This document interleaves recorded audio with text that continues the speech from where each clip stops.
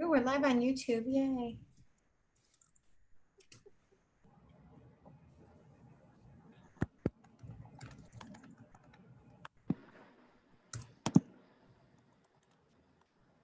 Oops. God damn it.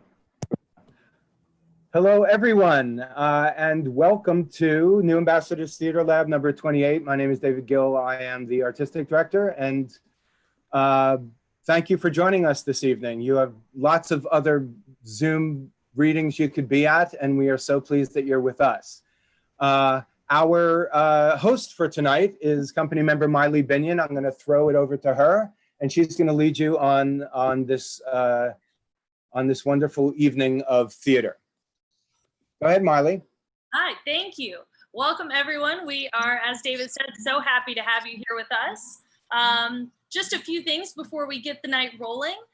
Throughout the night, we're going to have the lovely Jennifer Elizabeth Bradley handling all of our YouTube, and she'll be posting lots of pertinent information in the comments, including a Google form for feedback that you can leave for any of the playwrights tonight. We have the lovely Monica Ray reading all of our stage directions for all of the plays, so I wanted to thank her as well. And I think that's it. We can get the ball rolling. Our first play is Threaded in the Air by David Michael Kirby.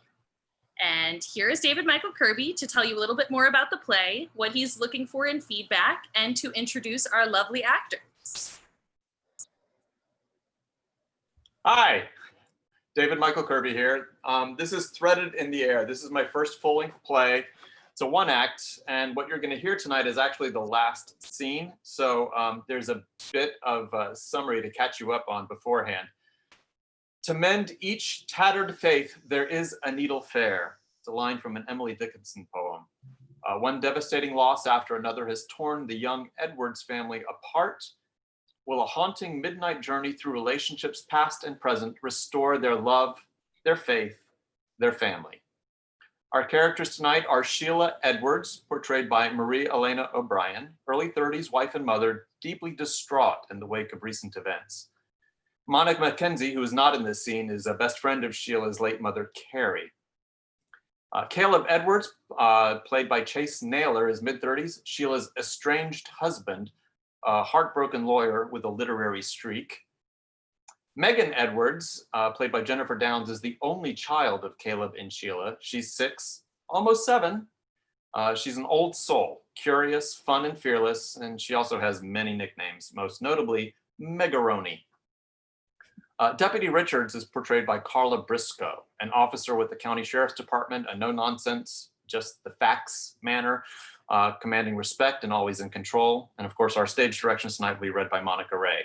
This is everything that happens beforehand. In scene 1, Monica is trying to comfort Sheila in her kitchen.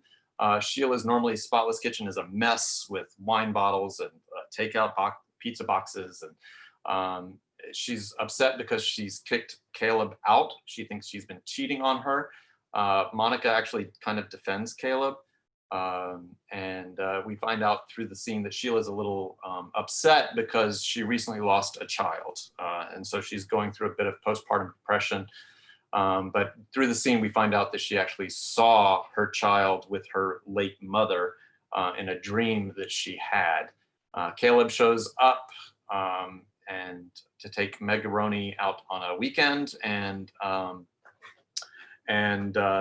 invites Sheila to join them. But Sheila is just too hurt and too lost right then to find it.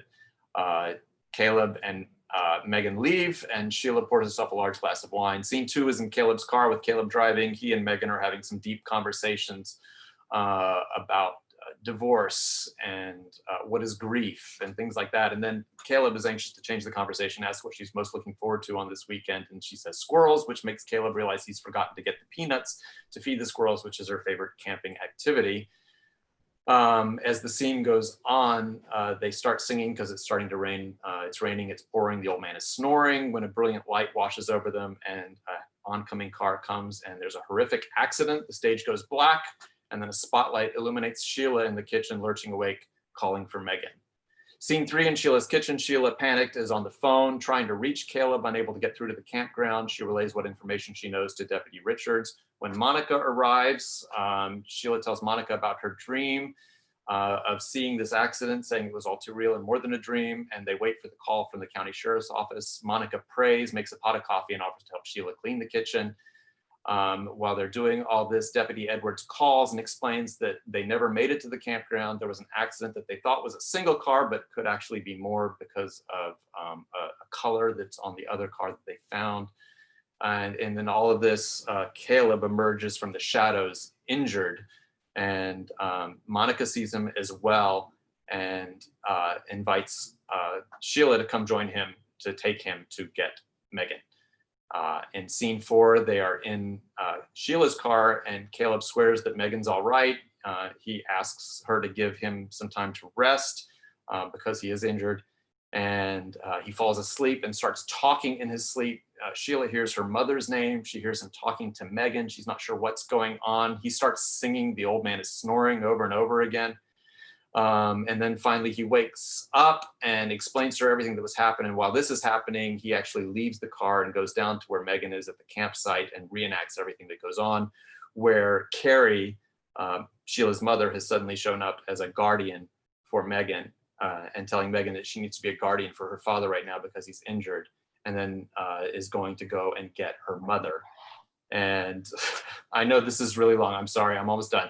So they're in the car. Caleb is relaying this story to Sheila when they turn on the road to go to this general store, and they see the red and blue emergency lights, and Sheila parks and realizes Caleb is no longer there, calls for him, and he replies faintly from a distance, "I love you, Shell." And now we're at scene 5, the ravine. Sheila Edwards stands in an elevated position upstage right, indicating the road at the top of a precipice, the edge of a steep drop. A broad ladder leads to the stage floor, representing the embankment. Downstage left is the encampment as before, but with emergency lights in place, and an EMT, played by Monica, monitoring Caleb's inert body. Megan stands nearby with a police officer, watching them. Deputy Richards makes her way over to Sheila. Mrs. Edwards? Yes, Mrs. Edwards, I'm Deputy Richards. please call me Sheila. All right, Sheila. I called your house again after the last time we spoke and talked with someone who told me you were already on the road on your way up here. How did you know where you were going? I'm not really sure how to explain it. My husband told me. I beg your pardon? My husband, Caleb, he showed up at our house and told me I had to come right away. I could see he was hurt, but he assured me Megan was perfectly fine. He rode with me, directing me to this spot. Is it true? Is my baby girl fine? Where is she? Where's Megan? Megan's fine. Not a scratch or bump on her. It's like a miracle. Mrs. Edwards, sorry, Sheila, as for your husband guiding you here, I'm afraid that's impossible. You see, your husband is... He's not dead, is he? No, ma'am, he's not dead. But I assure you, he's not been anywhere tonight except lying at the bottom of this hill. Hell, it's really more of a cliff. We're still trying to determine the safest way to extricate him. What do you mean? Well, you can see his position. Well, you might as well hear it from me, Mrs. Edwards. Sheila, I'm afraid your husband is in a coma. What? Well, he's unconscious and unresponsive at the moment, but his vitals are good, strong. We'll know more once we get him into the hospital. He's some broken bones, all on his left side. We're going to need to get a chopper to evacuate him once it's full daylight. He's a little dehydrated, but he's getting some fluids now. The important thing is he's stable. for now. Megan refuses to leave his side. That's where she is now. She said something that sounded like she's guarding him. She's an impressive little girl. Can I see them? Well, of course you can.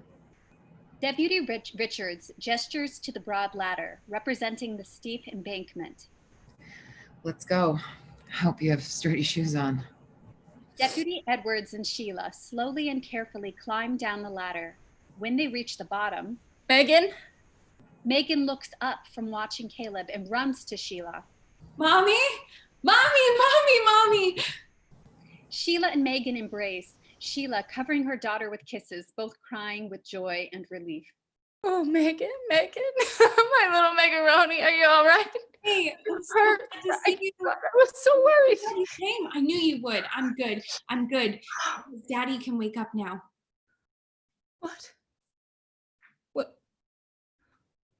What was that, sweetheart? What do you mean? Daddy can wake up now. You're here. You came, just like Grandma said you would. She stayed with me while I watched over Daddy watching over you. I knew you'd come. I knew it. I'm here now, baby. Mommy's here, but Daddy is... Sheila doesn't know what to say, looks to Deputy Edwards for how to proceed. Caleb stirs. Sheila, is that you? Caleb? Sheila takes Megan's hand and they walk over to Caleb, sitting beside him.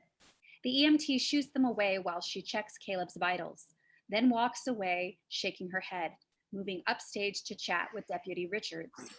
Caleb looks much worse than earlier. He is extremely pale, obviously very seriously injured, but still manages to light up a little when he sees his wife and daughter. Hiya, Big Cheese. Hey, Megaroni. Hi, Shell. I knew you'd come. Thank you. What are you talking about? You brought me here. Megan, Remember? sweetheart, can you find Daddy some water? I'm so thirsty. I thought that's what the ivy was for. The ivy? I think she means the IV. The EMTs hooked you up. They said you were in a coma. You're getting intravenous fluids right now. Caleb looks down at his right arm, noticing the drip line for the first time, following it up to the fluid bag suspended above them. Oh, okay, but I'm still thirsty. Just go ask anyway, sweetheart, and see if you can find out when we're getting out of here. How we're getting out of here. Okay, Daddy. Megan skips upstage to Deputy Richards, who takes her by the hand and leads her offstage with the EMT. Lights shift, focusing on Sheila and Caleb. Oh, Shell. I knew you really wanted to camp with us this weekend. After all, you can brunch with Monica any old time. How can you tease me at a time like this? You know me. It's my way. Thank you for coming. You already said that. Then I must really mean it. Sheila has a question developing in her mind, an idea that's been growing since she arrived at the crash site, but isn't sure how to formulate it. Okay. Yeah? Are you a ghost? Caleb stares at Sheila for a moment, looking at her like she's lost her mind, before laughing weakly. I know. I know how crazy it sounds, but I'm starting to feel a little crazy. Crazier. At any rate. I mean, seriously. How did you turn up at our house after 2 o'clock in the morning? You were in my car, talking, guiding me for the entire trip here, but once I parked the car, you disappeared. Vanished. And then I find you down here, unconscious, pale as a ghost. Your left leg shattered, your left arm broken, and I think there's no way you could have been with me tonight. It's physically impossible. I have no theories, no explanation. I was hoping you might. Physically impossible, yes. You're not crazy, Shell. I was there. How? I was there and I was here, but let me answer your first question. Yes. Yes. Yes. What? Yes, I am a ghost, and so are you, and so is Megan, not in the sense you're thinking of. Can you think of another word for ghosts? Sheila thinks about it, but can't come up with the term in her physically, mentally, and emotionally worn out state. Yeah, I know it. I'm sure I do. I'm too tired and confused to think of it at the moment. Spirits, or maybe souls. Soul sounds a little less haunting, I think. Oh. Yeah, I like spirit. Spirit comes from Latin, for Latin spiritus, meaning breath. I was reminded of it when listening to Megan's breathing as she slept after the accident. It really was the most beautiful music I could imagine, a precious, exquisite rhythm. Sheila gives Caleb a sharp look. I'm pretty sure I told you about that. It was a priceless moment. One I want to remember forever. I'm trying to be patient here, Cal. I know you're hurting, but I'm having a tough time putting the pieces together. I'm not exactly at the top of my game these days. I know. I'm sorry. I'm trying to tell it as clearly as I can, but it's hard to explain. My sense of time is a little off right now. Maybe, Caleb, would it help if I asked you some questions? Not if they're like are you a ghost or not question. No, not like that. I'm just asking about the facts as I know them, trying to piece together some sort of timeline or something. Shoot. Okay, I'll start with what I know. Give me a simple yes or no to start. Did you pick up Megan from our house last night for a weekend at the lake? Yes. No, I did. You know I did. Or no? Yes. Did you make it to the lake? No. Did you decide to go to the beach instead? No. Were you in a car accident? Yes. Were you injured? Yes. Was Megan injured? No. Thank God. Did you call me after the accident? No. Did you show up at our house after 2 a.m. to convince me to get in the car and drive to you and Megan? Yes. Did you at any time leave Megan alone here in this wilderness? No. Are you telling me you were 2 places at once? It's complicated. Yes or no? That's not a yes or no question, but if you insist, I have to say yes. Is that possible? That's not a yes or no question either. Yes, I'm aware. And you haven't once mentioned your mother. What? I told you, Carrie was there last night. Yes or no? Yes. Good. I'm glad you remember. When you asked if I'm a ghost and I said, we're all ghosts, that was a true statement, but there was only one ghost in the sense that you're thinking of, and that is, I should say, your mother. Though, if I'm being honest here, she's more like an angel. I don't understand. I don't really understand either. I don't think I would have believed my own eyes and ears if Megan hadn't readily accepted her. She recognized her instantly, trusted her implicitly. I was in no condition to argue. I had to trust the intuition of a child, our child. Did you see her? Did you see Mama? Not at first, but I heard her. She called me back, remember? Yes.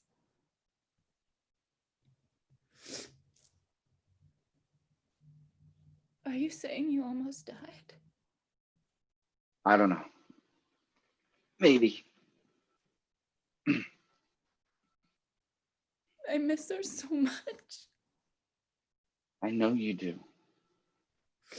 But I don't think she's ever been far from us. She apparently appointed Megan to be my guardian through the night, and then she appointed me to be your guardian after the fashion, shepherding you here through the long night. I'm beginning to think Carrie has been a guardian to all of us for a long time, maybe even since the first time we met. So, how? Two places at once. Carrie showed me the trick, how to send my spirit out and leave my body behind. Talk about sounding crazy, but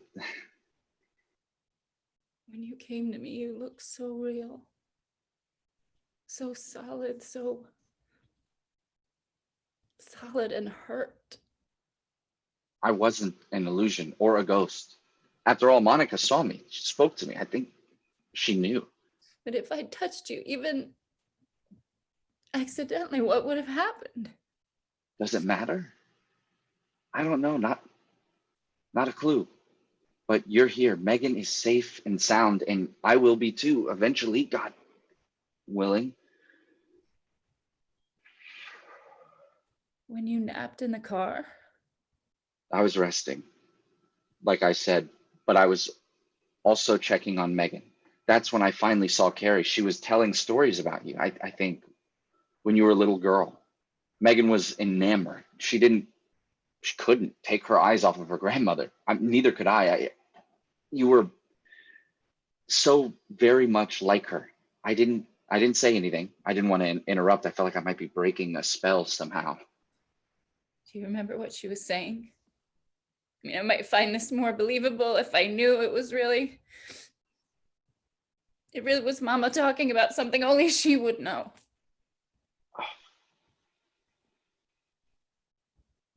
No. Sorry. I'm sorry, Sha. Wait. I remember she was talking about a friend of yours. Sounded like Pillow. Could that be right? Oh my God. Mama. It was Mama. It was. Really? You had a friend named Pillow. I had an imaginary friend named Willow. And sometimes Willow was my pillow.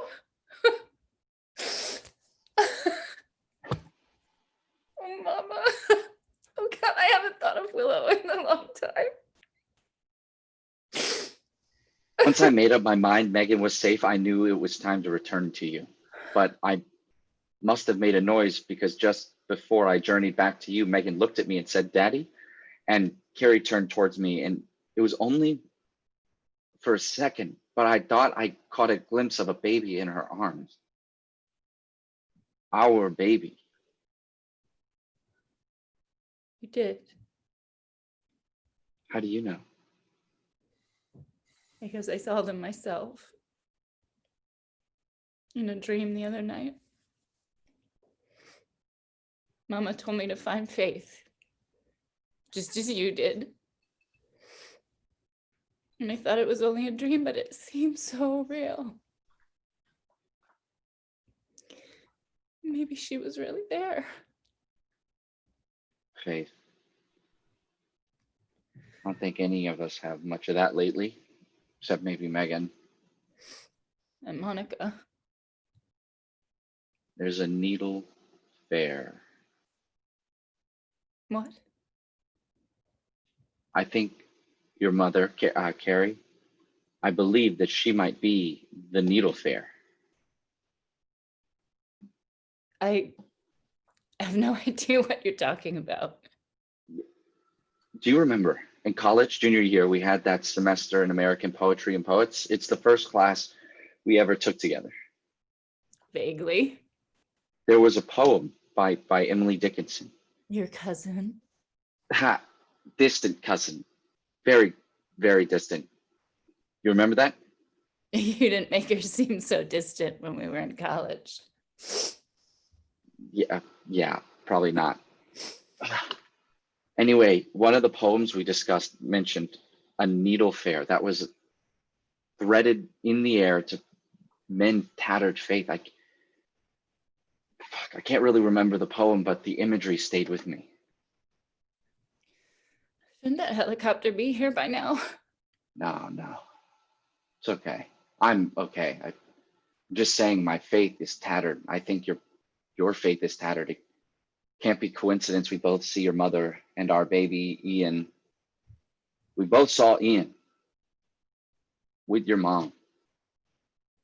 It's also at the same time, and her message to each of us is also the same: faith.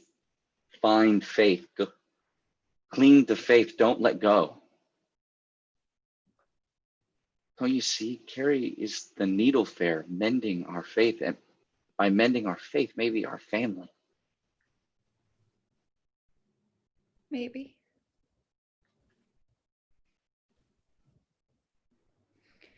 We can discuss it when you get home from the hospital. You need to rest now. Do you mean that, Shell? You really mean it? Home? Yes. I really mean it. Thank you, Sheila. I love you. You know, I'm never stopped. I know, Cal. I know. Lights return to normal as the sound of an approaching helicopter fills the theater, getting louder. Deputy Richards and Megan re-entered the stage, looking up, searching for the chopper high in the rafters at the back of the house. Sheila and Caleb look up in the same direction as the lights fade to black. End of play.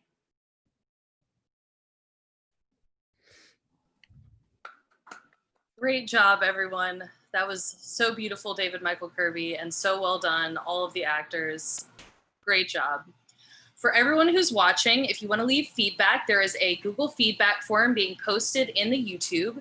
And you can also feel free to comment throughout each play with what you're feeling, what you're enjoying about it. Please fill our comments. We'd love to see it all. Thank you guys again. That was very well done. Next up, we have Falling by Evan Edwards.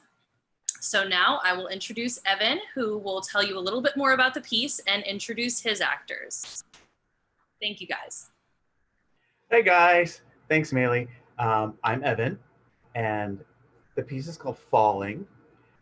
And since it starts from the beginning, I don't really need to give you any back information on it. So that's good. In terms of feedback, I would love to know what sort of message you get from this excerpt, and also if you'd like to see more. Cool. I don't think I'm going to introduce my actors just because. Awesome. So we're getting ready to go. So I'll introduce the actors at the end. Awesome. Enjoy, guys. Falling by Evan Edwards. Place: the boss's reception area of a non-distinct office, a la the TV show Mad Men. Time: more than a few yesterdays ago. There are two chairs side by side in a door stage left. Luz is sitting in a chair reading a magazine. He calmly flips through the pages, not really reading. Raphael enters, goes to sit next to him, but thinks better of it. After deliberating with himself, He decides to sit. Hey, Hey yourself. what are you doing here? I have my performance review. What are you doing here? Are you stalking me, Rafi? No, I have my performance review as well, which is impossible since reviews are supposed to be. Are you going to start quoting rules again? The rules are in place for a reason. Yeah, to be broken. No, they're not. They're made to be followed. You weren't following the rules last night. Last night was a mistake. Was it? Was it really? Yes, according to The rules? Ugh, boring. according to paragraph 175 clause A subsection 69. Stop it. I can't. My mind just goes there. Well, it's not funny. I guess the boss has more of a sense of humor than you do. According to paragraph 175, clause A, subsection 69, fraternization between employees is strictly forbidden. Engaging in such activities can lead to suspension, termination, or worse. What can be worse than termination? Don't ask me. I don't make the rules. I just break them. You know, you may think this job is a joke, but it's everything to me. I don't know what I'd be without it. You'd be you, the same as you were before. Before what? Before you started here? There is no before. This is my whole reason for being. Really? Ugh, I just like the perks. That carefree attitude may have worked with me last night, but I know that's not who you really are. Okay, then. Who am I?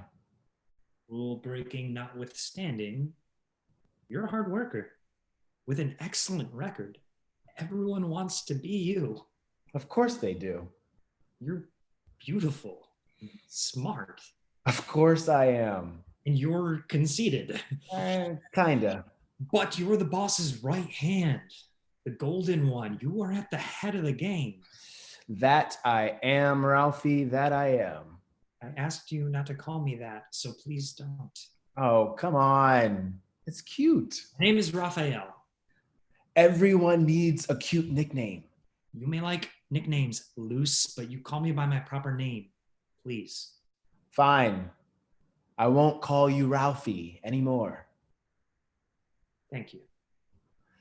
So, Raphael, what's got your feathers in the bunch? We're having our performance review together. So, This is a massive breach of protocol. and, We're downsizing from 8 to 7. Someone is out. well, I'll put in a good word for you. You'll keep your job with just a slap on the wrist. I don't like that. Ooh, you liked the little slapping last night. Stop it and focus. This is not a time for jokes. Lighten up and calm down. How is telling someone to do the emotional opposite of what they're doing ever going to help? Who says I was trying to help? Right. How stupid of me to think that you're thinking of someone else other than yourself. Who else should I be thinking of? Me. I'm about to be thrown out into the empty abyss to float in the vast void of nothingness and despair. You're spiraling again. Because my whole existence is about to be over. Come on. There are 6 others that could be sent into the bleak darkness of despair or whatever. They've already had their performance reviews. They all passed with flying colors. You're lucky number 7, and I'm dreaded number 8. I'm going to be terminated or worse. What could be worse than terminated? Luz gets up and kisses Raphael passionately. They linger in an embrace for a moment. Wasn't that nice? Yes, it was. Now, how can something so beautiful be worthy of punishment? It isn't. And if it is here, this is no place I want to be. But the downsizing, one of us has to go. neither of us is going anywhere. You're a rule-following overachiever, and I'm the golden one. We're both safe. I am the highest performing member of this division. Let's not get carried away. I'm the highest performer. And I do go by the book. There is no greater book lover than you. The boss can't get rid of me. And you're his right hand, so you're not going anywhere. Exactly. So put your halo back on, have a seat, and relax. Yeah. Now relax. Yeah. I can do that. Now you're talking my language. Louis goes back to the magazine, only half paying attention. You know, there has to be a simple explanation as to why we're being reviewed together. I bet there is. Probably right in front of our faces. Probably. Of course. Why didn't I think of it before? Because you were busy circling the drain? We're having our reviews together to make our relationship official. What now? The boss probably wants us to sign an agreement saying we're a couple. Hold your horse there, Ralphie. Then there could be no unforeseen future repercussions. Future? What future? It was just a little one-off. No, it wasn't. I've been admiring you since forever. Obviously, there is a lot to admire. Regardless, I've often wondered what it would be like to... well, now you know, and now it's time to move on. My whole existence is in question because of what you and I did last night. There's only one way it would be worth it. Don't you think that you're reaching a bit?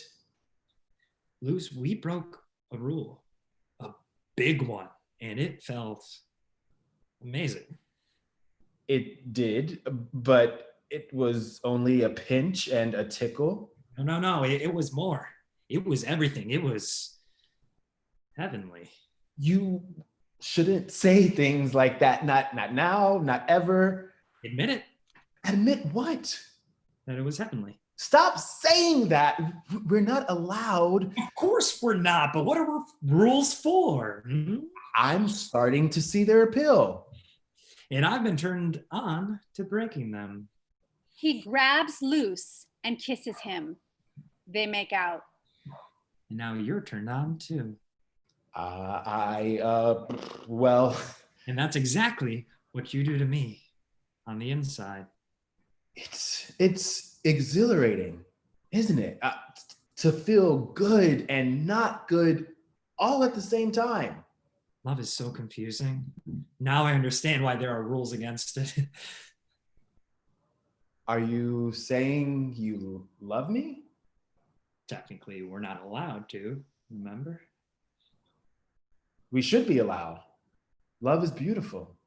But the rules clearly state. Oh, damn, all the rules. Shh, keep it down. The boss is right there. I don't care. You should love me. I'm pretty great, if I do say so myself. You usually do, but you are, and I'm falling for you.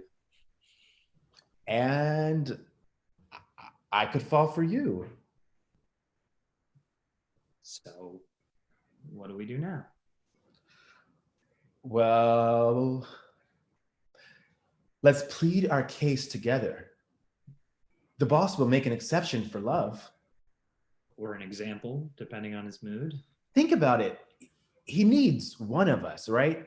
So we tell him either we're both staying or we're both going. He'll have no choice. You're forgetting one small detail. We can't tell him to do anything. He's our boss. We're not his. Well, I, for one, am tired of that hierarchy. Sure. I'm tired of him making all those stupid rules. Agreed. I'm tired of him sitting on his throne, telling us what to do. And how to do it. We're the ones busting our humps, and he's taking all the glory. That's in our job description. We do the work, he gets the glory. Then it's time for a new job description. We need to walk in there and demand our fair and equitable share. Do you think we should go into our performance review and start off so hot? Well, it's time for him to feel some heat. The door opens and a bright light shines on stage. Next. Okay, but I'm new to this going against the system, breaking all rules thing, so Hang right there, Ralphie. I've got this. I'm next, and I've got a couple things on my mind. Luce exits via the doorway. Yes. There is much we need to discuss, Lucifer. The door closes with a loud thud. Raphael turns to the audience, smiles, and picks up the magazine. He leans back in the chair. As he flips through the pages, not really reading, a pair of white wings open behind him. Blackout. End of excerpt. Woo, thanks, guys. That was amazing. That was John Pena Griswold as Raphael, and Sadiq Vaughn as Luce, and David Michael Kirby as the voice of God. Maylee, you're muted. We can't hear you. Thank you for the introductions. Thank you, everyone. That was a blast, which is what I said when I was muted. That was so much fun. Remember, everyone, please leave comments in the YouTube. You can also fill out Google Forms for feedback for our wonderful playwrights. Please keep engaging. We hope you are enjoying. Again, excellent work, everyone. That was so fun. Also, if you're enjoying the work we're doing and you want us to keep making more, you can donate. We accept donations. We are a 501c3, which means they are all tax deductible. You can donate on our website, our Facebook page, our Venmo. We're going to share our Venmo tag in the comments as well. So please help us make more art. Thank you, guys. Our next play is an untitled farce by Maura Kelly. So here is Maura to introduce the actors and tell you a little bit more about the play. Hi, everybody. Hey, Monica, you know how I told you to read that paragraph? You don't have to read that paragraph because I'll cover it. Okay, awesome. Monica Ray, first of all, is our stage direction girl. You might have noticed. So this play is called, excuse me, I was eating Doritos and you caught me off guard. This play is an untitled farce, and it has, I'll tell you about the backstory and then I'll introduce the actors. Hopefully it won't be too long. So it starts in New York City in the 1960s, and Emily is a woman and she's married to Paul, and her mother is Mrs. Klein. And one day they bring home, she has a baby. And back then they used drugs when you have a baby. So she doesn't remember much of the delivery. So she brought a newborn home, but there's something strange about this baby. And it doesn't look like the parents. Now this doesn't involve race, just to let you know. So flash forward, it is now the 1970s. Mary is 16 going on 17.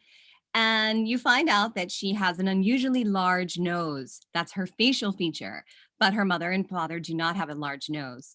And she can smell things. She can smell fear. She can smell love. She can also smell fire from like blocks away.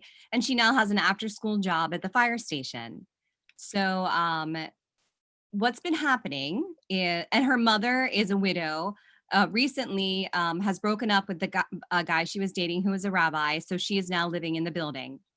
That's Emily, the lead's mother.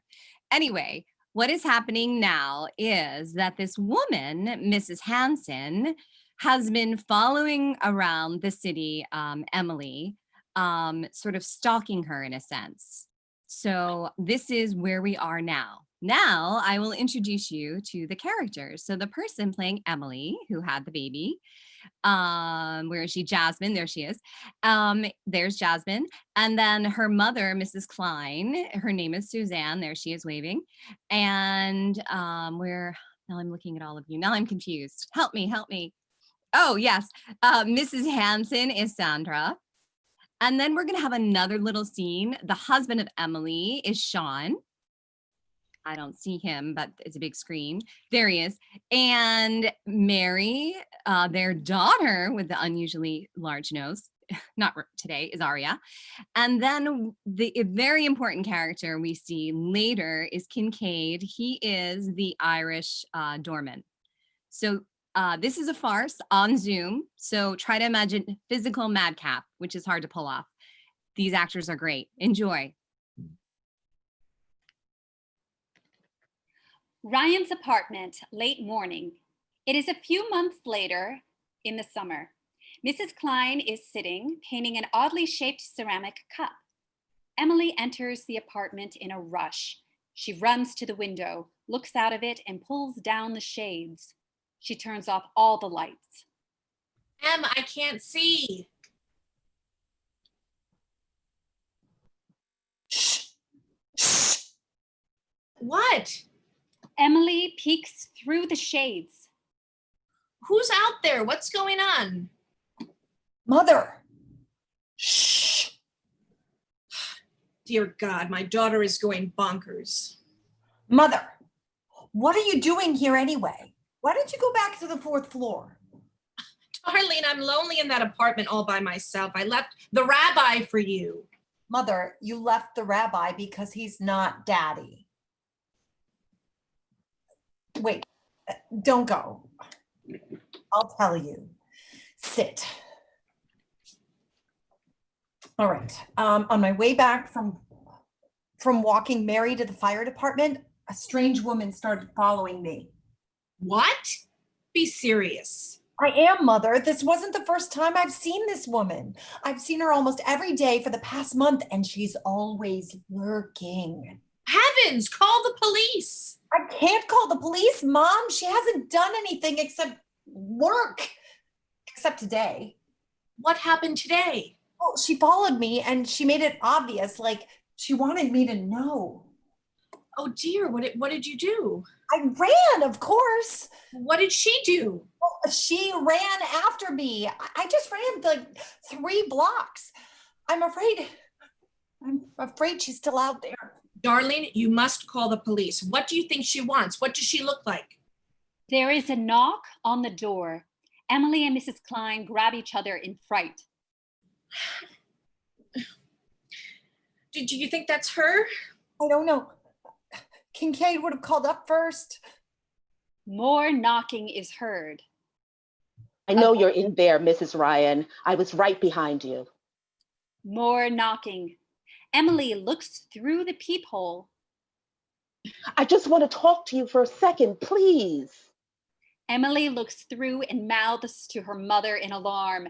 She knows my name. How did you get in here? This is a private building.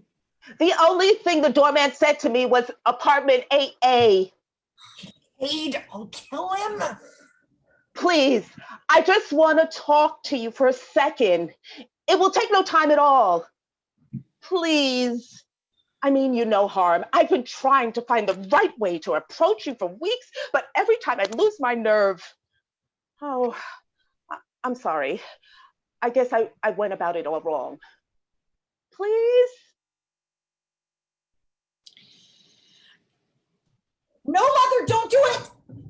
Let go, Emily. She seems harmless enough. You don't understand. This woman seems desperate to touch you, darling. You're hurting me. Emily drops to the ground and grabs her mother, pulling her with her. They roll around. Please, Mother! Emily Lauren Klein, take your hands off of me this instant! Emily removes her hands and Mrs. Klein walks to the door. Frozen in shock for a minute, she opens the door. Mrs. Hanson is a woman about Emily's age with one exception.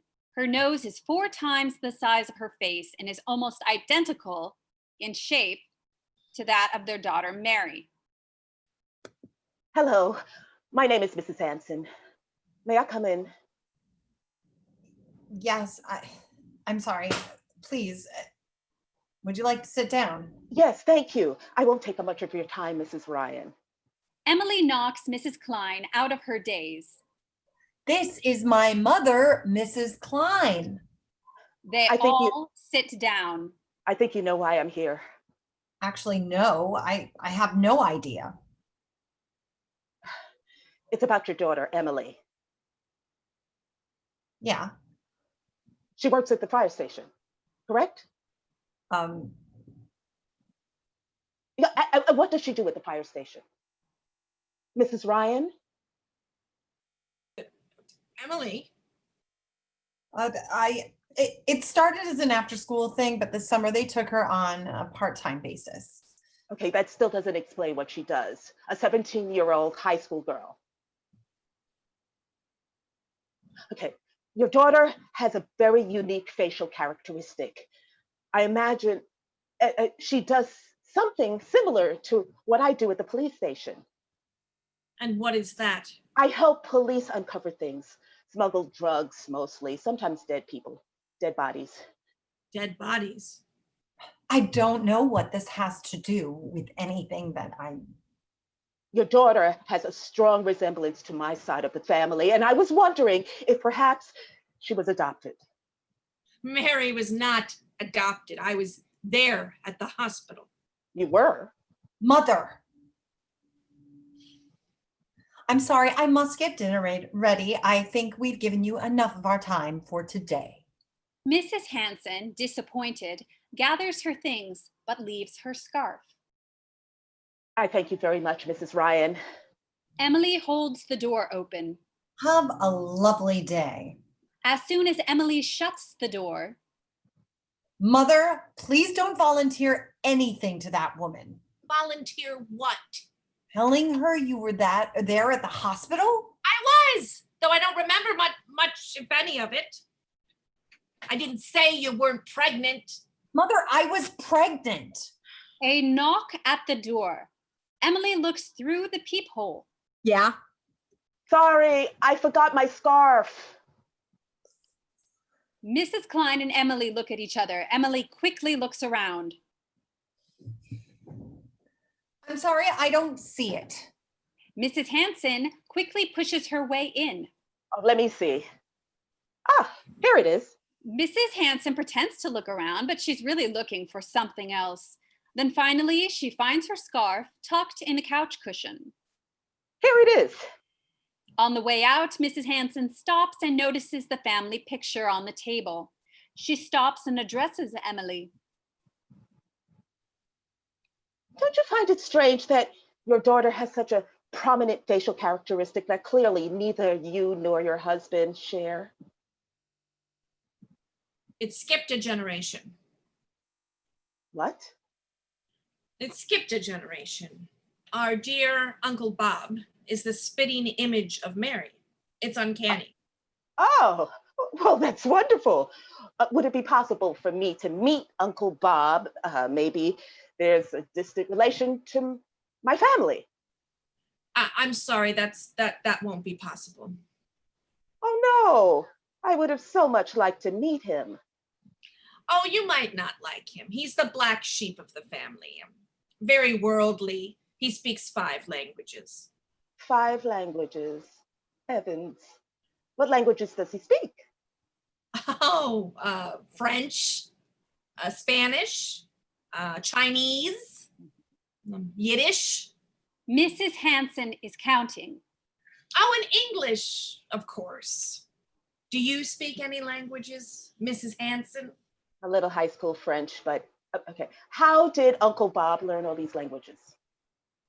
From traveling the world. Oh, so exciting. I assume he's been to France, Spain, and China. But where else? This enthusiasm eggs Mrs. Klein on. Graceland. Where Elvis lives? Yes, and he met Elvis too. He met Elvis. Yes, and he's also had dinner with the Queen of England and the Tsar of Russia. Oh, how so fascinating. Yeah, he is. You know, he's sailing by boat across the Atlantic Ocean right now. Uh-huh. He is. Oh, I must meet him. Might I have his address so I can contact him? He's a very busy man. I never get to see him. Never.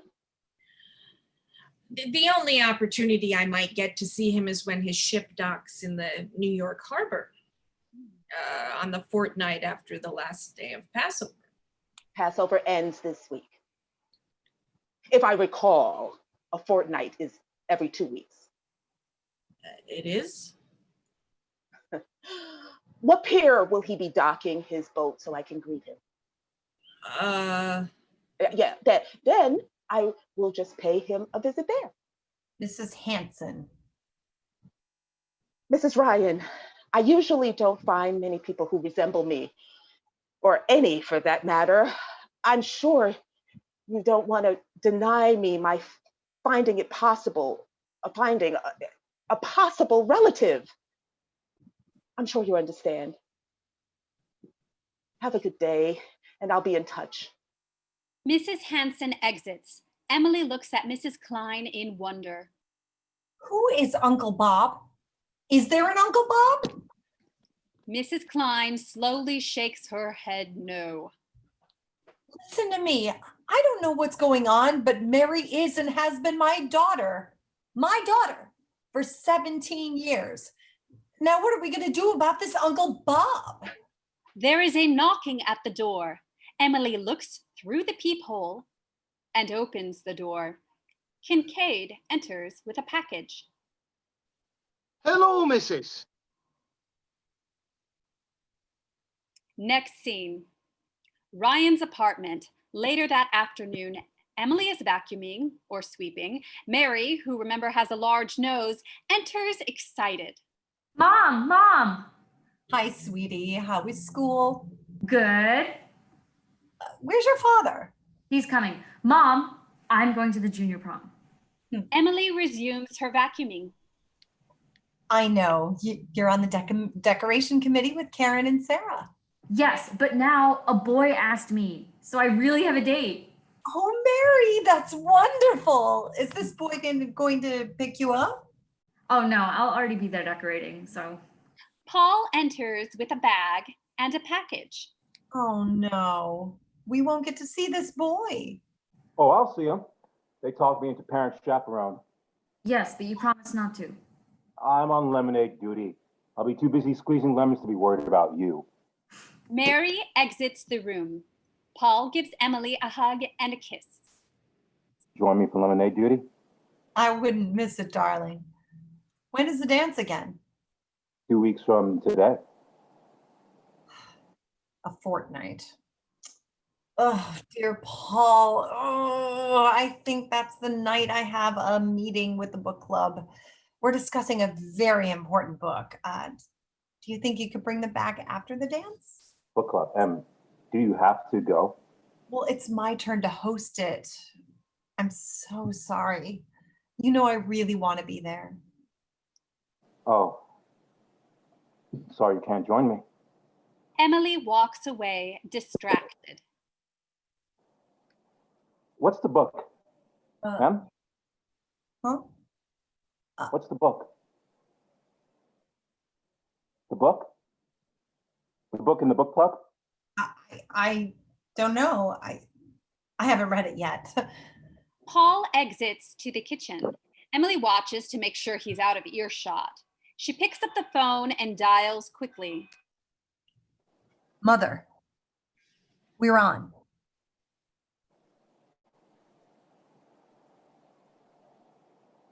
Ryan's apartment around noon, a couple of days later.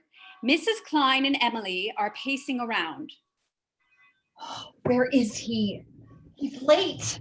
He'll be here, darling. This will work. Trust me. A knock on the door.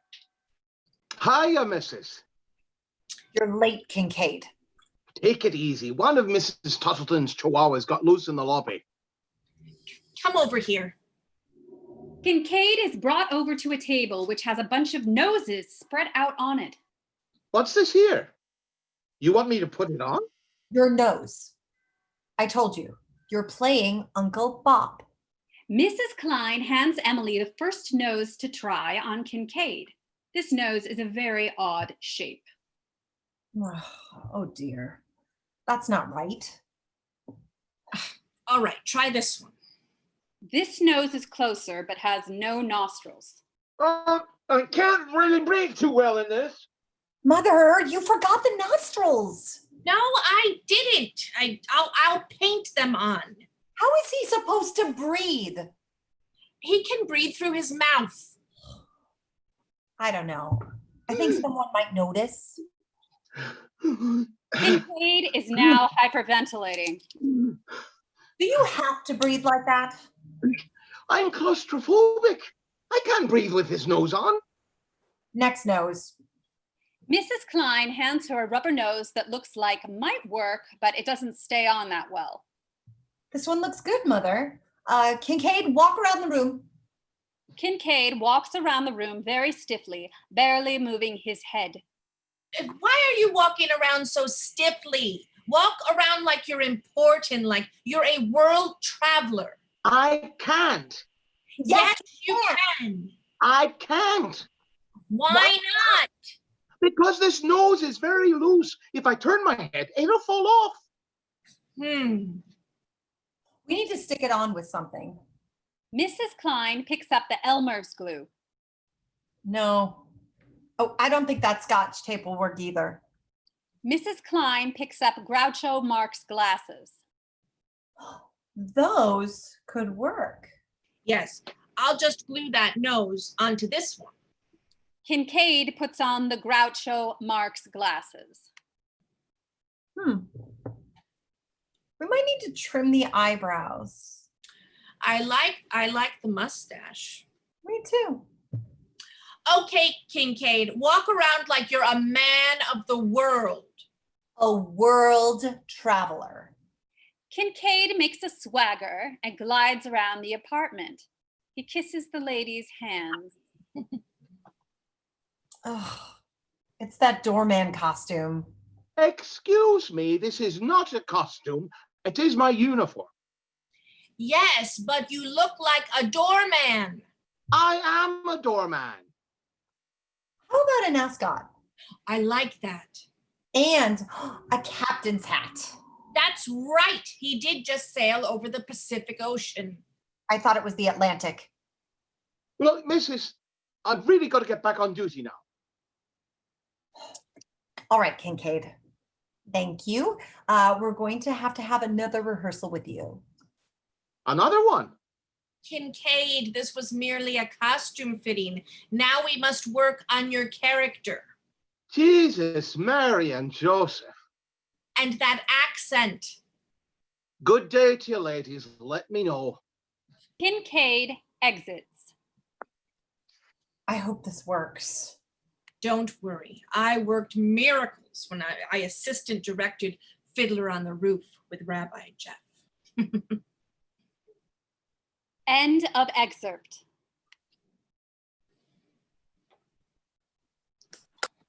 Great job, everybody. Thank you all. That was a blast. More, that was great. Also, great work with everyone. That was so creative. Very creative use of Zoom.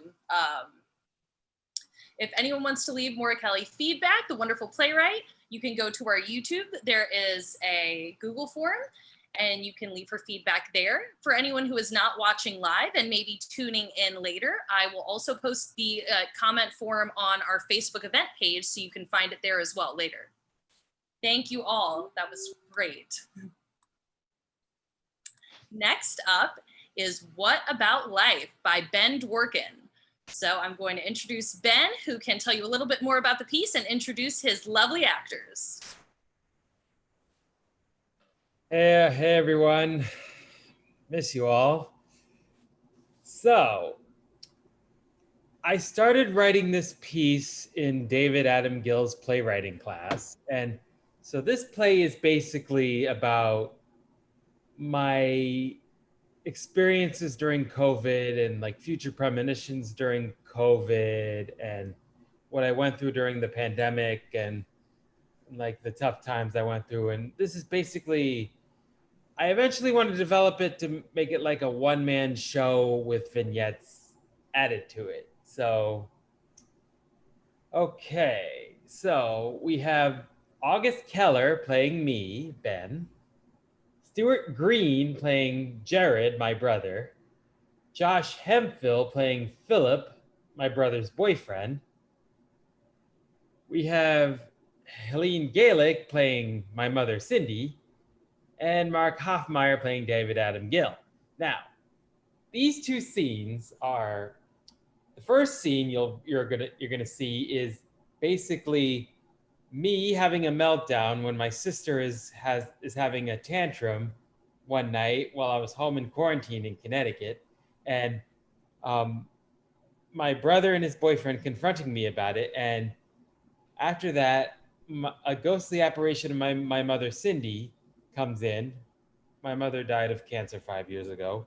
So Cindy comes in and just gives Ben a vote of confidence. And then the next scene after that will be me on a bridge talking to David Adam Gill about the future. So without further ado, enjoy.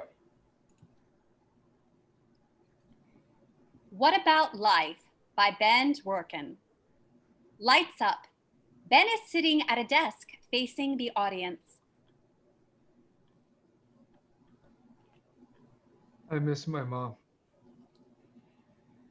5 years since she left us. I miss her. I miss her a lot. Today, our nation, more likely our world, is facing a disaster. I feel like I'm living my worst nightmare. Now I'm back in New York. I don't know if I can personally hand her this note since she is not here physically, but I really hope she is watching. I can't even begin to tell you how many meltdowns I had during quarantine. For example, the other day. Lights up on Jared, Ben's brother, and Philip, Jared's partner, as they enter. Are you finished having your meltdown? Why should I be? My life sucks right now. I mean, you don't understand. I've been here for 2.5 months, and I can't find any peace and happiness. Stephanie's quiet, and you're the only one reacting. You're better off here than in New York. You have a beautiful home with a backyard. You're very lucky. It's better than being stuck in a small apartment. Not a lot of people have what you have right now. We keep having these conversations over and over. Because I feel really scared right now. I don't even know what's right for me anymore. So. You can spend all day 24/7 squeezing your fists and being angry, but you can't control what's happening right now. You're right. I do belong here, not New York. I'll just give up everything. Good. I won't have to sign the lease with Margot then. I didn't mean that. Try and get a grip. I don't know why I keep saying all this negative stuff. Beats me. Jared and Philip attempt to leave the room. It's not my fault! Drama. Is there anything I can say that is not drama? If you express yourself in a calm voice. How could I be calm? There's so much uncertainty! Ben, there are things in your life you can't control. Jared and Philip fully exit. Ben faces the audience again. As you could see, when I'm around my family, it is difficult to express my emotions. It was especially very hard during the time I was in quarantine with them. It was hard to focus on my goals, my dreams, to be exact. I bet there is one question on everyone's mind. How did I cope with it? Cindy, Ben's deceased mother, appears as a ghost. Hey, Ben. Ben suddenly notices Cindy's apparition. Now Ben- that's a start. Ben approaches Cindy to give her a hug. I knew you were listening. Why the heck are you so doubtful? Do you remember what Anita said to you? That I'm going back to a different and Mhm. fun New York. But I really doubt it. Why? I don't know. A lot I'm hearing on the news and such and social media.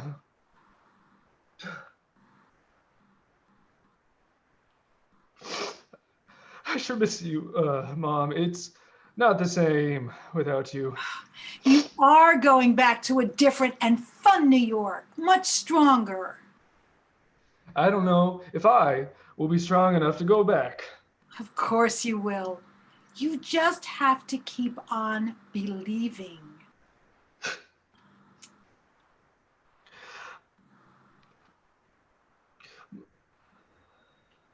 Mom, it's so hard. Yes, Ben, I know. Most things worth something are hard. I've been saying a lot of stuff I don't mean. Everyone is trying to help you. You really should listen once in a while. So hard to listen. All you can do is try.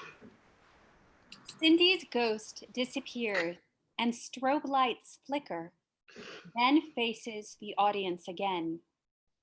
Another way of coping with the unknown is to imagine the future. Although some people say if I look into the future, I will be depressed and anxious. Here comes my friend, David Adam Gale, a true mentor of mine. David Adam Gill is riding on his bike and sees Ben very upset. Benny D! Ben doesn't respond. What are you doing out here? Reflecting. Oh. On what? I went through so much in the past couple months. I know. How's your new apartment? I like it a lot, but it's very emotional to be there right now. How come? Everything is not the same. I went by the Think Coffee where they hold PGE and it was all dark and shuttered. Oh, don't tell me you're worried about all those actors giving up and people leaving too. David parks his bike and sits down next to Ben. I am. How can I rebuild my life after this? It's not a question of rebuilding. It's what you still have. What do you mean? I'm not going anywhere. You also have new ambassadors, and that's not going anywhere either. Maybe the PGE will find a different place if Think shuts down. I'm so looking forward to a big year with you all. It was all crushed by COVID! Oh, we can still have a great year next year, even beyond that. I wanted to bring new people into the company, but how can I when everyone is so devastated? Ben, do you remember that song, Another 100 People from Company? Philip mentioned it to me before, but it still hasn't gotten me through my worries. Oh, don't try and find excuses not to find the good things. What are you saying, Gil? I'm saying people come and go all the time. Accepting change and loss of friends hasn't been my best skill in the past several years. Why is that? I just haven't gotten the best lesson out of people coming and going. People have warned me about this particular outcome in no so nice fashion. It was really disheartening to hear. Why do you revisit those moments? I revisit a lot of moments, mostly bad ones. When COVID hit, I almost felt like I was in danger of losing my spirituality. And why? Because I knew something like this would happen one day. Man. I know I can't keep the same things in my life forever. The spirits above called it a day for me. Oh, they didn't. We can still have writing classes in the future. Your writing is getting better and better. I literally thought your writing classes were going to be the key to me getting over my fears as a writer. Oh. What are these fears you have as a writer? Well, I want to be the kind of person that has the same set of skills as other writers, like Mandy, Jen, all those PGE writers. But the truth is, I am my own autistic self that can only get by with a voice in my head that blocks my thinking skills. Yeah, it's important to have your own voice, not other people's voices. Well, maybe one day I will realize that. Hey, why don't you come on a walk with me? A walk? Yeah, a walk. David and Ben stand up and start walking towards the bridge. Blackout.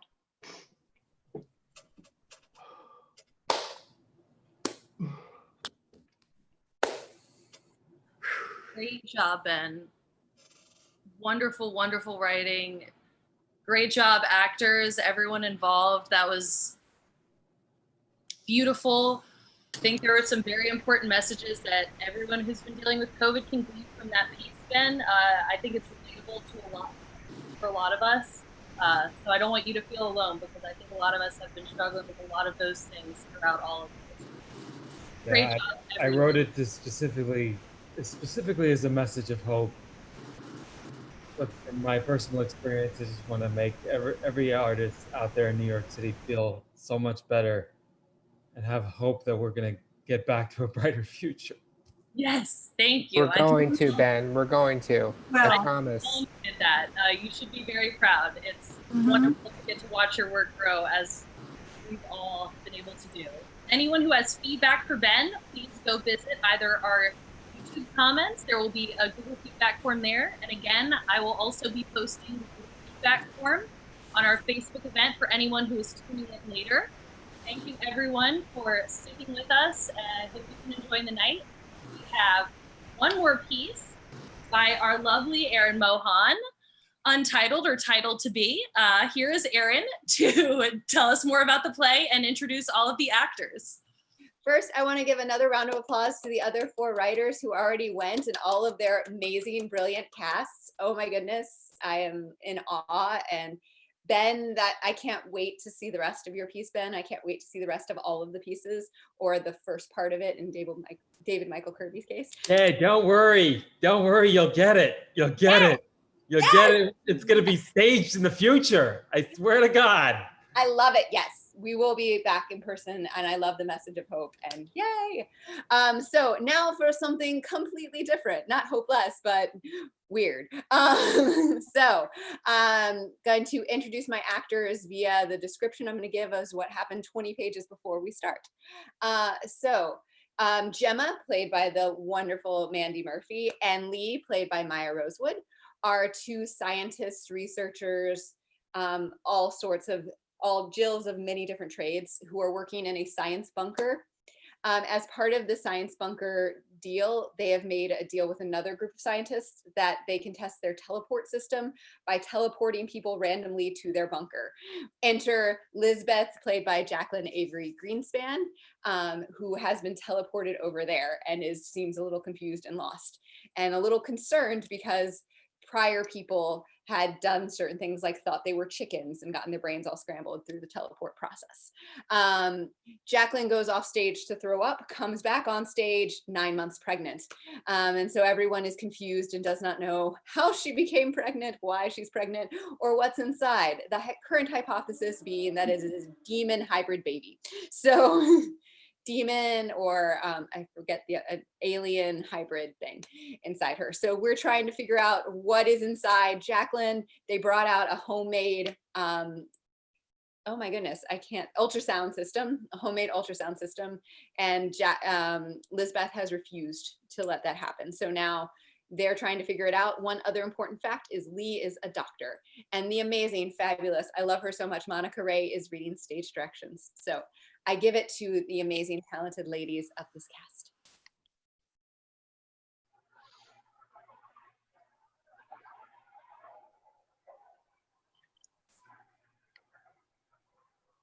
And Maya, we just start right on your line. You could go clean up your vomit in the other room. I would, but I'm a sympathetic vomiter, so. See, I told you it's a thing. A brain-addled, suddenly pregnant lady agreeing with you does not make something a thing. It's a thing. Whatever. So you won't let us ultrasound you? Nope. Then I have no idea how we're supposed to know what's inside you. Unless I could find the needle to do an amniocentesis. You are not sticking me with a needle. Then you need to leave. What? Gladly. She can't. We can't unleash whatever it is inside her on the world. Well, have someone pick her up. Who? I know a person.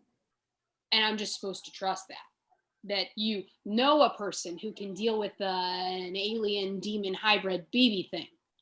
Yeah, well, they'll take her to a place and take care of her. What? What? You're going to take care of me? Yes. No, not like that. Sick minds. Well, what, you think I was going to have her murdered? Lisbeth turns away from them both, wincing in pain. It wouldn't be 100% out of character. Unbelievable. It wouldn't be. You have to at least admit that. I'm admitting nothing. Typical. You really seem to have a low opinion of my character. I've just been stuck down here with you long enough to know. Know what? Know you. Lisbeth lets out a scream. Ah! The sound of water splashing. There is a puddle of water at her feet. I think my water broke out. Oh, God. No. No. Just, nope, you're not having the baby now. Nope, that's not happening. I don't think I have much of a choice. Ow! Cross your legs. That's not a thing. It'll be fine. What? She's giving birth now to the spawn of Satan or something. Do you know how messy that will be? Take a deep breath. Shouldn't you be saying that to me? Oh, God. No, I think you'll be fine. What? You are way too calm. Okay, fine. Help me get her on a table. I'll do a C-section. Get it out right now. 1 sec. Leah digs through a drawer and pulls out a large knife. No. Not my first choice of surgical tool, but it'll do. Gemma, clean off a table and I'll just, we don't have any anesthetics, so do we have any wooden spoons she can bite down on? No, stay away from me. Lee, I don't think that we You're worried about mess. So performing a C-section will help contain it. It will also contain whatever is inside of her. So we take it out and put it somewhere. And Lisbeth, I'm a doctor. I know what I'm doing. I seriously doubt that. Okay, Gemma, a little help. This seems... Can we still call your person? Yeah, fine. Come here. Lee, brandishing the knife, goes towards Lisbeth.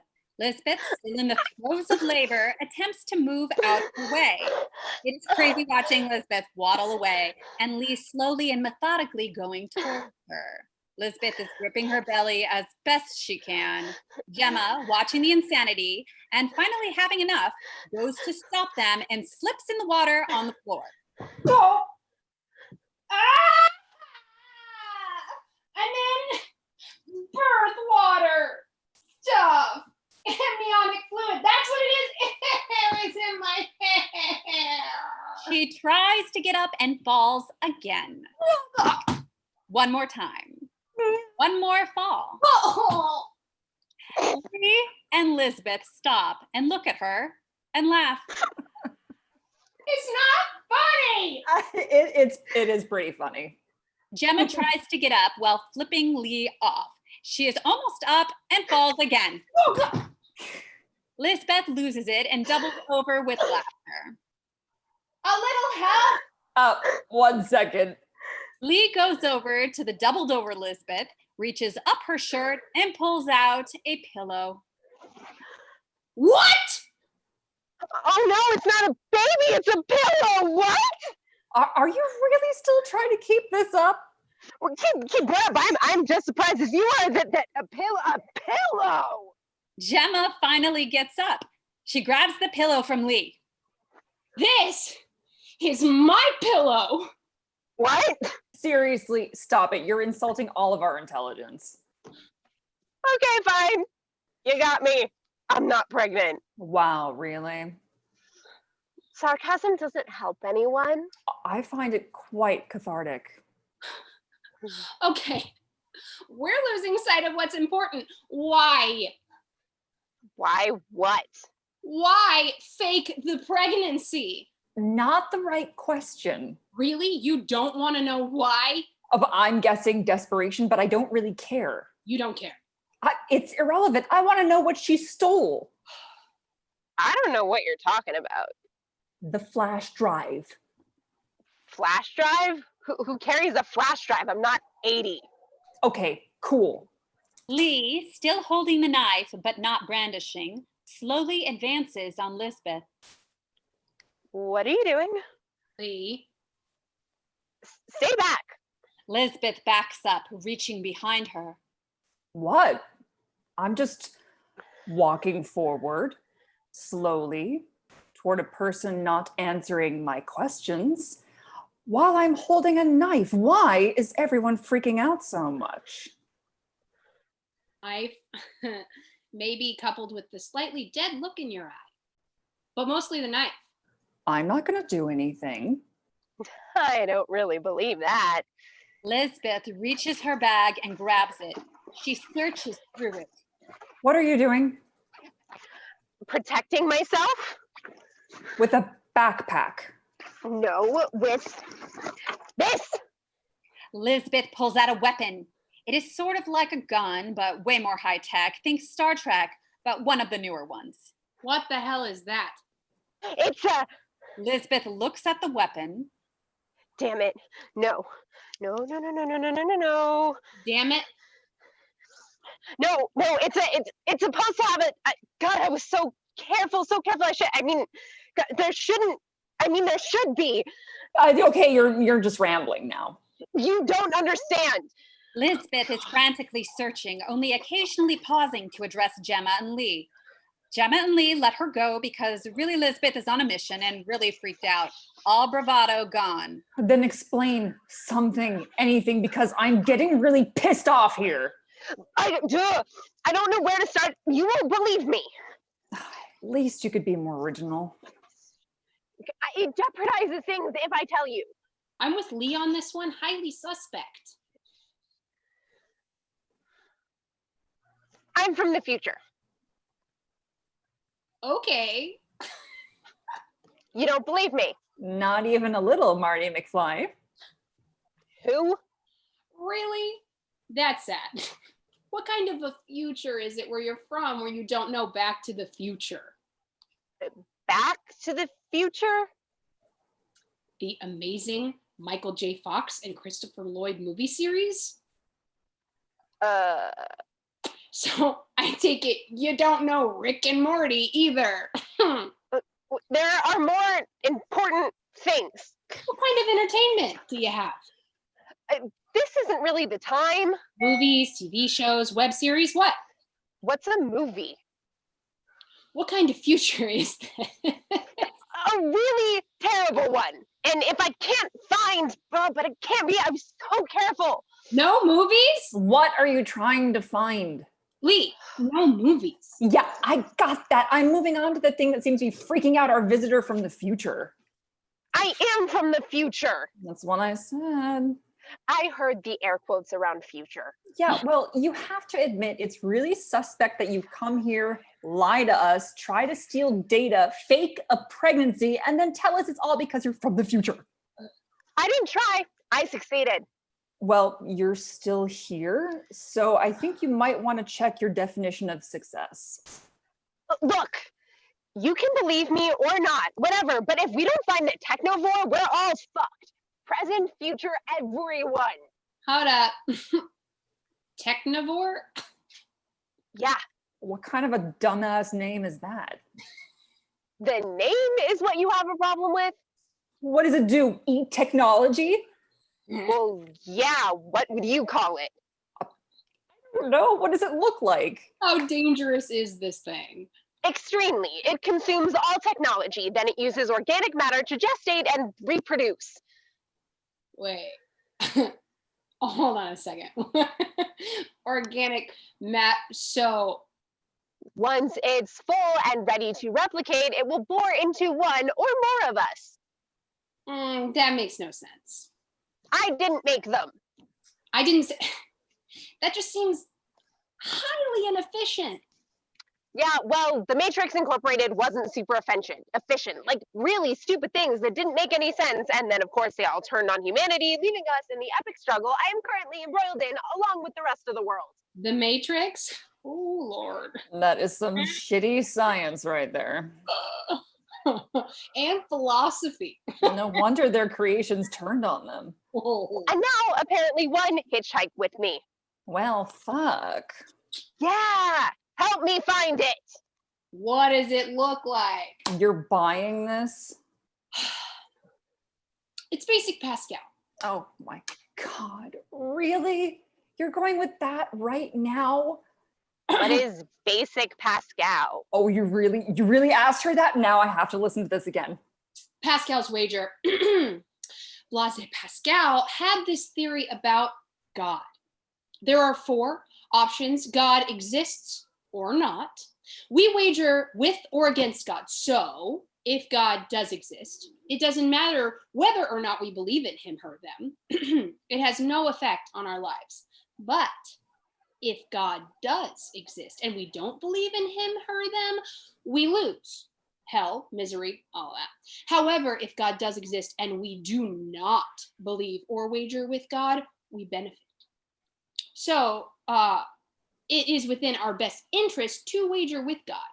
Here, I feel our best interest is to wager that there are technivores.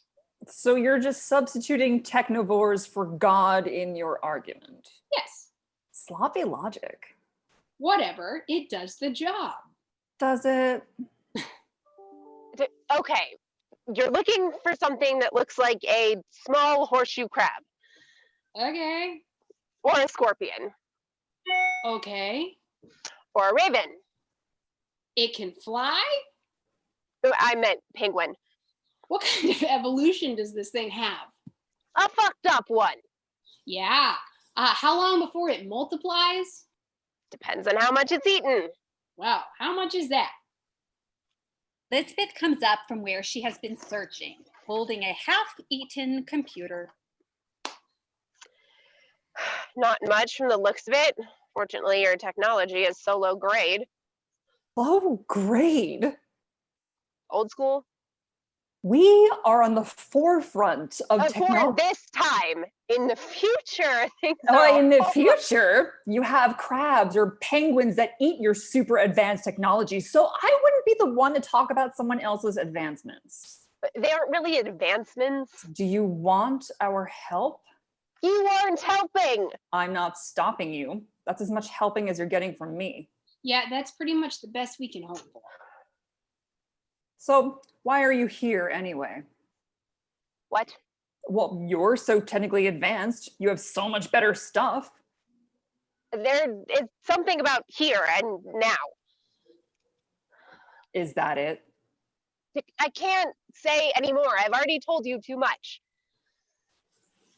And done too much with bringing the technivore here and everything. That wasn't my fault. Coming here was your fault. You didn't need to do that. Well, I did. It all started here. What?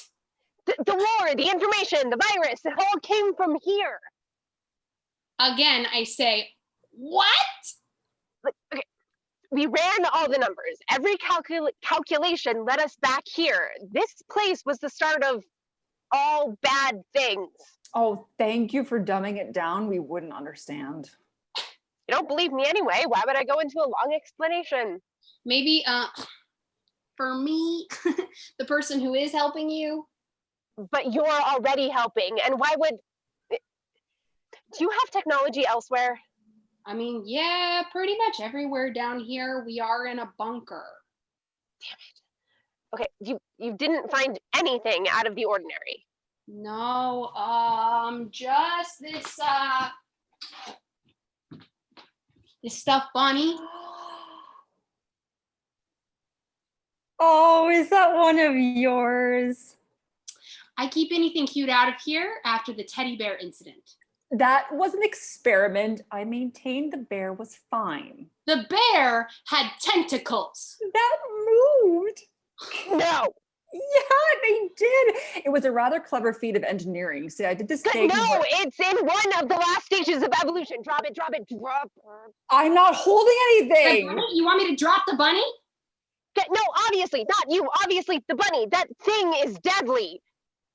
But it's so cute. Deadly. Fine, fine. Where should I put it? On the table? No, not that. Not there. Not near any technology. Did you ever consider?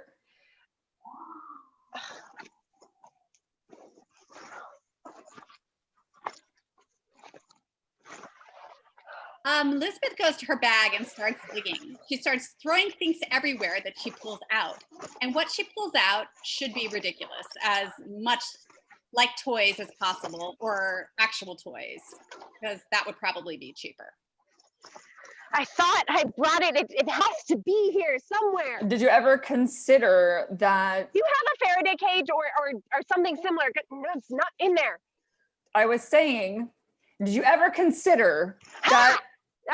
No, damn it, it's Tupperware. Come on. She throws the Tupperware. Note, it doesn't have to be actual Tupperware. There's no brand preference. For the love of all that is, give it here. Lee grabs the stuffed bunny and pulls up a large plastic cooler. She takes off the lid, it smokes a little, throws the bunny in, shuts the lid again. That's gonna ruin your experiment. At this point, as long as it shuts her up, I don't care. Fine. What's that? Cool. Plastic, full of dry ice, no tech inside, super insulated. Yes, I can see that. What's inside? None of your business. And finally, now that I have your attention, did you consider that? Did you consider what you are doing by putting that Shut up and thing listen to me! Did you ever think that you are the cause of everything? What? That by bringing whatever the hell this stuffed animal thing is back here, that you cause all of your future problems? That's not possible. Actually, there is some pretty good science that would back that claim up. You know, with all of the time travel and bringing the technivore. It was organic, or is, or will be. The threat is organic. Organic? Yes. I can't say anything else. Oh, how convenient. We don't deal with that here. We're all theoretical. Look, I just know what it... I still think her brain is scrambled from the teleport. My brain is fine. Really? I didn't come from that lab. They never do figure it out. You're going to get at least 6 more chicken people before they finally give up. And you know this? I read the records. Actually, you'll have a real next person in 40 minutes. Really? Really? You don't actually believe the person who has done nothing but lie since she got here. Not the whole time. And it's for your own good. You know, you would say that if you were lying or telling the truth. You could choose to trust me. I could have run away at 6 and joined the circus. You wanted to join the circus? Yeah, but I didn't do that then, and I'm not going to believe you now. Fine. I don't need you to believe me. I just need to... She starts to gather all of her things. She holds one thing up. I use thing on purpose because it used to be something, but now it's all chewed wires and broken pieces. What's that? It was my return pack. Can't you just use the other teleporter? It's not modified, and I want to start clucking, and if I use it, I want to start clucking and spend my days at a farm. So let me guess, do you want us to help you or let you out? Letting me out would actually be really And helpful. there it is. I really don't want to say what again, but what are you talking about? You want us to let you out with whatever you stole. Attained for the benefit of the future. Okay, so if you want out, leave the flash drive. Then this whole visit would have been for nothing. That's the deal. Gemma, you believe me? Gemma, don't fall for it. Come on, Gemma. Gemma. Please stop saying my name. That's not helpful. They stop and both stare at her. The staring gets more and more intense, almost cartoonish. This goes on for way too long and is just as creepy as it sounds. Okay, saying my name was better. That is just creepy. So who are you going to help? Liar, liar, pants on fire, or your colleague whom you've known and trusted for years? Right. Right.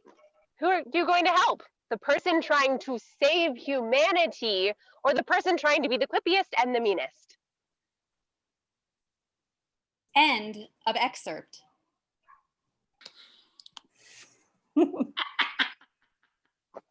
Great job, everyone. Great job, Aaron. God. That was amazing.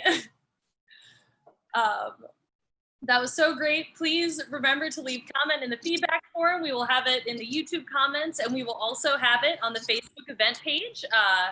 If for anyone who's tuning in later or wants to rewatch, I want to give a big, huge thank you again to Monica Ray, who read all of our stage directions tonight and did an incredible job. Thank you, Monica. I also want to give a huge shout out to Jennifer Bradley, who has been handling all of the comments on our YouTube page. Thank you so much as well. Thank you to all of our playwrights and actors.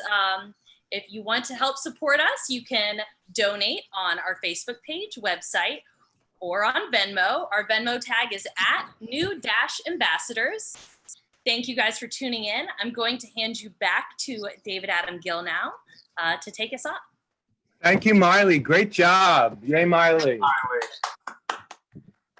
And yay, playwrights. I have one question though. How is Jennifer Bradley going to get back here if her thing is broken? Aaron, can you save her with some stage directions quickly? She's on the other side anyway. Everybody, thank you so much. That was really an incredible evening of theater. So diverse. The pieces were wonderful. The acting was fantastic. Just really thrilled. What a great evening. I do have a few announcements. The first is that New Ambassadors Theater Lab 28 is in the can, and New Ambassadors Theater Lab New Ambassadors Theater Lab 29 will be Friday, September 18th at 7:05 on this BAT station. The doodle link for acting is already up on the top of the website in the banner, and we will have it on the Facebook page by tomorrow. So any actors out there or here, please sign up again. We love using you because you're so friggin' great.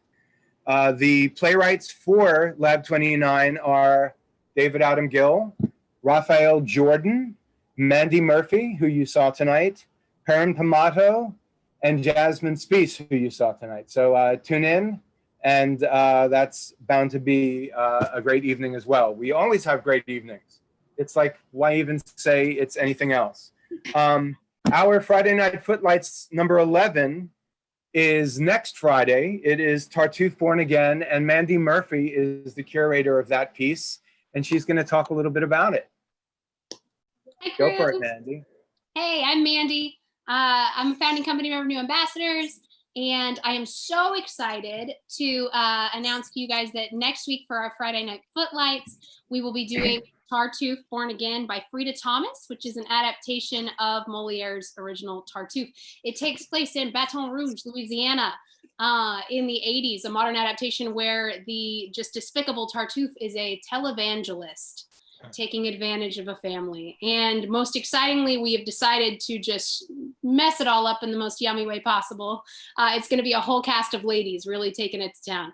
So that cast will include Jennifer Bradley, Severin Ann Mason, Maria Elena O'Brien, Raquel Valiente, Nicole Orabona, Miley Binion, Jennifer Downs, Julia Botero, Monica Ray, Carla Briscoe, and myself. Please tune in. It is going to be a hoot and a half that might leave you thinking a little bit about the world to come.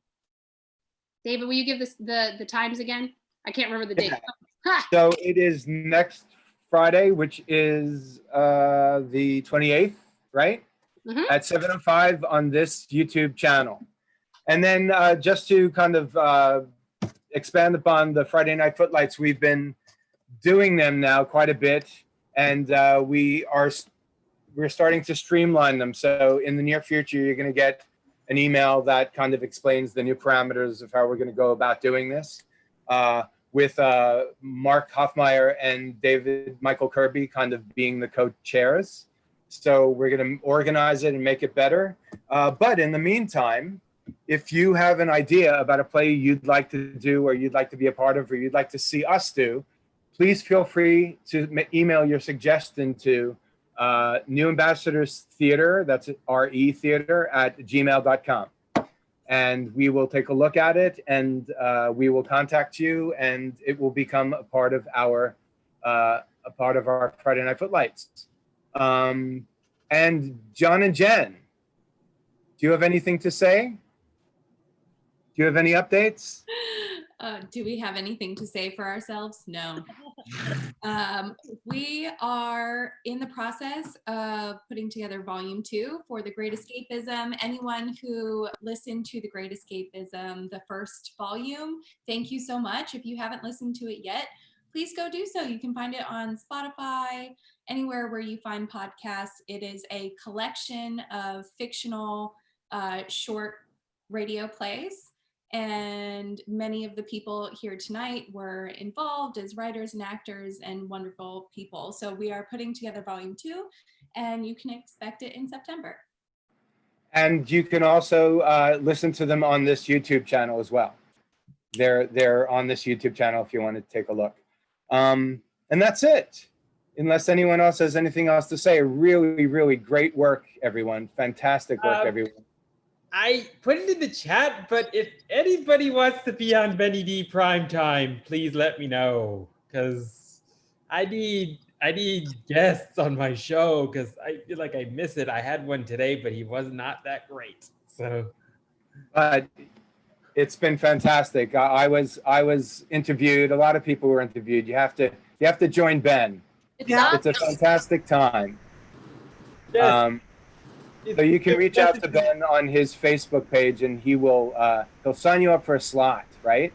Yeah. It all depends on your availability, and you could be on the show once, twice, 3 times, 4 times, maybe even 1,000,000 times. You never know, because this may go on for like a while.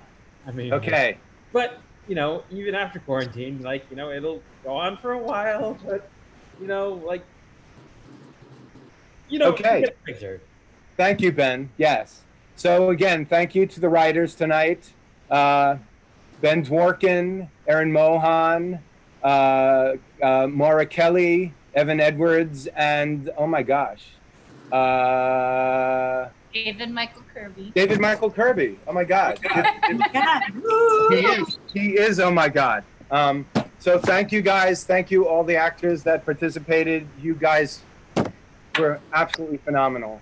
And please come back and join us next month. And that's it. Have a great weekend. Everybody stay safe. Everybody stay healthy. And remember to vote. That's my plug.